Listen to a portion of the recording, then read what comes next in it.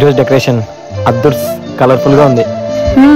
ఉండాలి, ఈ రోజు వ్యాలంటైన్స్ డే కదా, ఆ మాత్రం డెకరేషన్ ఉండాలి.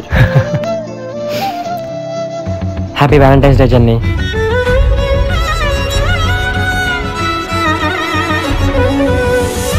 Thank you Siddhu, wish you the same. Happy Valentine's day.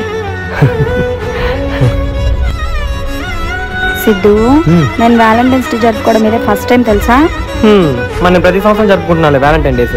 నేను సింగిల్ గా ఉన్నప్పుడు ఎన్ని దారుణాలు చేసినో వాళ్ళకి తెలుసు. సిద్ధు, ఇయర్ వ్యాలంటైన్ డేస్ చాలా త్వరగా గడిచిపోయినాయి కదా.